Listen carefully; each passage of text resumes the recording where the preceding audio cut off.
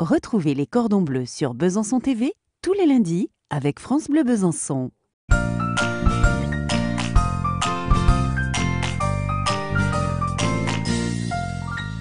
Bonjour à tous. Cette semaine, nous allons réaliser des rognons de veau au pinot vieille vigne avec des rutabagas et châtaignes au citron. Et pour réaliser cette recette, j'ai invité Xavier Guillaume du vignoble Guillaume à Charsène. Bonjour, Xavier Guillaume. Donc, je suis viticulteur en Franche-Comté, à Charsène, en Haute-Saône. Et on a 40 hectares de vignes, mais nos vignes, elles nous servent à faire du vin comme tout le monde, mais aussi à développer des plants de vigne, car on est le 3e producteur mondial en plants de vigne. Nos vins se déclinent dans une gamme qui est les classiques, les vieilles vignes et les collections pour les chardonnays et les pinots noirs, et avec quelques cépages qui sont peu habituels, qui sont les inattendus, en sauvignon, en merlot. Nos vins, vous pourrez les trouver sur Besançon, à la cuisine du marché, ou autrement chez d'autres cavistes. Mais surtout, vous les trouverez à Charsène, où vous pourrez goûter toute notre gamme, entre les effervescents et les vins tranquilles, que nous aurons plaisir à partager avec vous.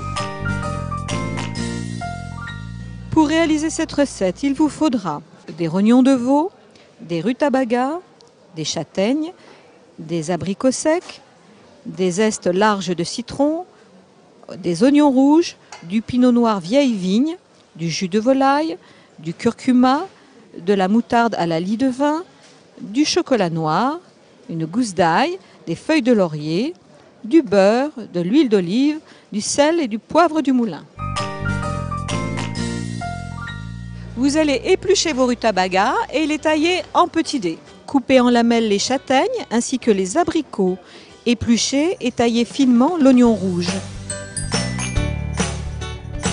Dans un peu d'huile, faire revenir les rutabagas pendant 5 minutes. Ajoutez les châtaignes, les abricots, les zestes de citron et la pincée de curcuma. Mouillez avec 20 centilitres de jus de volaille et laissez cuire à couvert pendant 10 minutes. Puis vérifiez la cuisson des rutabagas, salez et si besoin, ajoutez encore un peu de jus de volaille afin d'obtenir des rutabagas bien fondants. Pendant ce temps, dans un peu d'huile, faire suer l'oignon rouge pendant 5 minutes environ. Ajoutez du jus de volaille, salez et laissez cuire doucement. Au terme de la cuisson, ajoutez la cuillère de crème fraîche et laissez en attente au chaud. Réunir dans une casserole le pinot noir, la gousse d'ail, le laurier et laissez réduire de 2/3.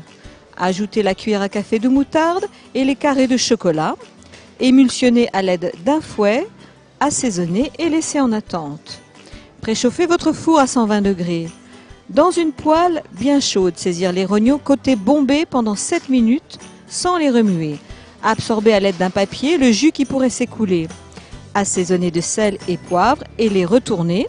Laisser cuire encore 3 minutes, puis les déposer sur un plat dans le four pendant 5 minutes, le temps de terminer de dresser vos assiettes.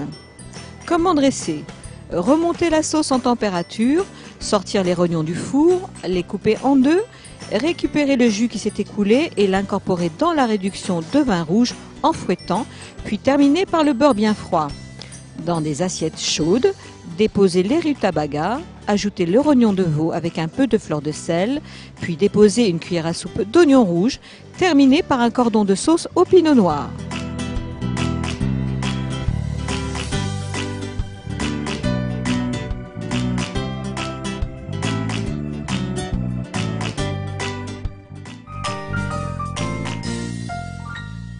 Pour réaliser cette recette, choisissez des rognons bien frais de très grande qualité. Le livre que je vous recommande cette semaine, Les Grandes Tables de Paris de Gilles Pudowski avec des photos de Maurice Rougemont, des éditions de La Martinière. C'est un livre intime et gourmand qui réunit 36 restaurants les plus prestigieux de Paris, comme le Grand Véfour, l'Arpège, le Doyen, avec 80 recettes esquisses et des photos bouleversantes d'intimité culinaire.